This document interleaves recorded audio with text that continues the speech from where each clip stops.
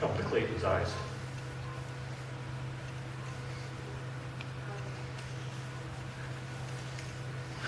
As his dad, that was hard. I knew how he liked to play it. I also knew how Trent liked to play baseball. So when that letter came, it went about a week before I responded. Never heard of Keystone College. I looked it up on the website, found out a little bit more where it was. I looked up Friends of Jacqueline. Like I said, I read her story. I took it home for Diane to read. And she agreed to change the pronouns, and that was our story. So I replied back to the coach.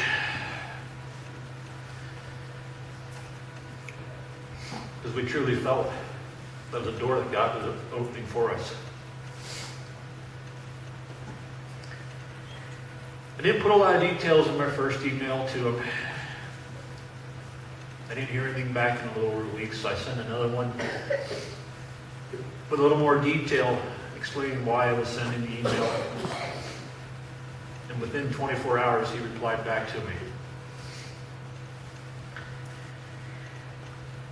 I said, we're willing to accept your offer for the team to adopt Clayton. But I said, we're putting a catch on it.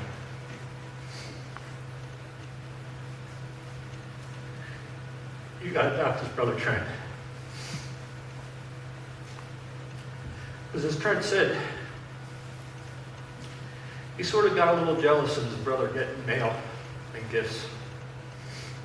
And I said, if Clayton does it, Trent does it. He replied back, he said, not a problem. I picture there is the official ceremony of when the team adopted us for the boys.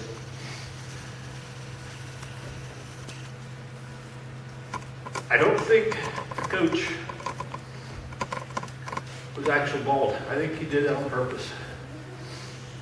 You can't see it there. Both Clayton and Trent pretty well have their hair back at this point. None of the players at the college seen Clayton as worse. Go to the next one, Eugene. That is the team the year we were adopted. The previous year, they went undefeated in their division, went to Division III playoffs, were knocked out after their second loss, because that's how playoffs are. The team that they lost to was the only 3 losses that they had that season. That kept them from going to Division III World Series. So we knew the team had the capability of performing. Next one then, Eugene. Every spring before they start their season, because their season starts about the beginning of April, goes till June to the World Series, and then of course by that time school's done, kids want to go home or whatever. So they had to do a banquet in the spring instead of after the season. They invited us to that banquet that year. The gentleman there, beside of Clayton and Trent, kneeling there, is Dennis Murphy. Dennis Murphy is Jacqueline's father. Unfortunately, that is not Jacqueline. She was not feeling good to make the trip from New Jersey to Keystone College that evening. That is her younger sister. We really were hoping that Jacqueline could have made it, just because we would have liked to seen another individual that went through what we went. All right, Gene, you can turn that off. They started Friends of Jacqueline when she was in the hospital. At the time, they were in New York State. And apparently it was a little different. When we were going through treatments, we had a room to ourselves. When she went through her treatments, there was a roommate with her. And every time they go in and out of the hospital, they walk down this hallway, and there's a picture of collegiate field hockey. Jacqueline played field hockey in school. She kept looking at that picture every time. And it dawned on her who that lady was. Unfortunately, I can't remember. It's one of the Big Ten Midwest colleges. She is the head coach now, or at least at that time she was the head coach for the girls' field hockey. When she realized that, she bugged her dad when they came to the East Coast. And when I say the East Coast, Maryland, which was still a couple-hour drive from New York. She convinced her dad to take her to see the girls play. And those girls adopted Jacqueline. And that's how they started the Friends of Jacqueline. Because she was in the hospital for one of her treatments, or a checkup, not exactly sure anymore. But the little girl that was in the room with her asked her who kept calling her, texting her. It was the college girls.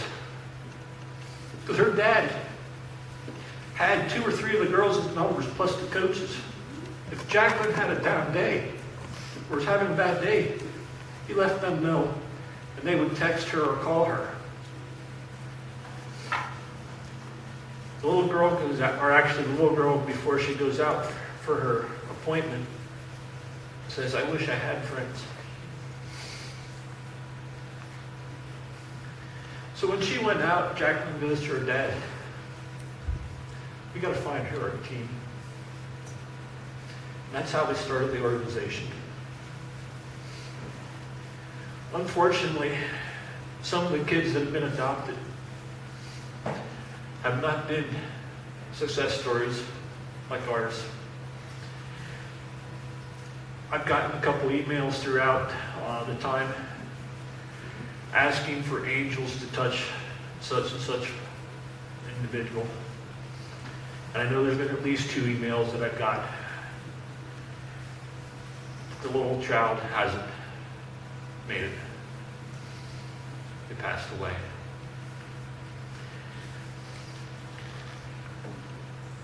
We stayed with the team up till this past season. Every spring, they'd invite us up for the banquet. Of course, we'd go. Usually, we'd stay overnight.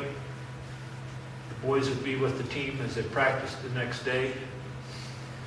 That's why some Sundays you won't see us in church. I didn't feel comfortable missing church. But yet, I knew some of those boys would not step a foot in church. 2 years ago, when we were up there, we told the coach, we found a DVD we wanted to show. Letters to God. Another story. A kid with a tumor.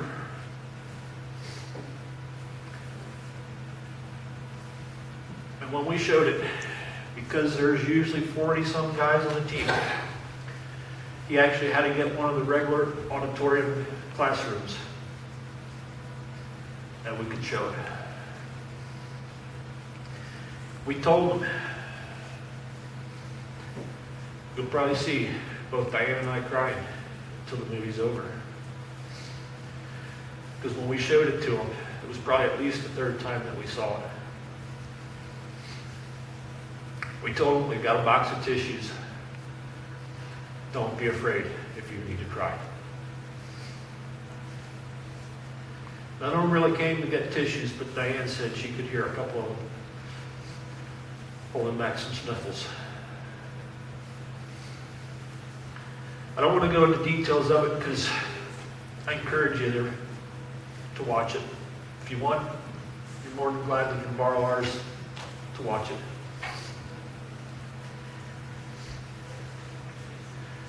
But there's two stories in it.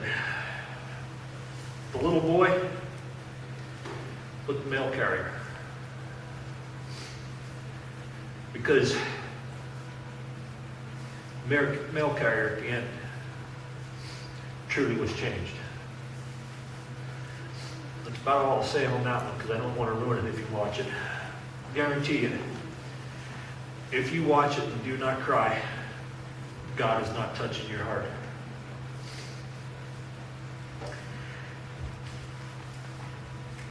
Then, the most recent door, I'm sure lots of you have seen this poster. If not, those of you that have been coming to church here haven't looked at our bulletin board back there.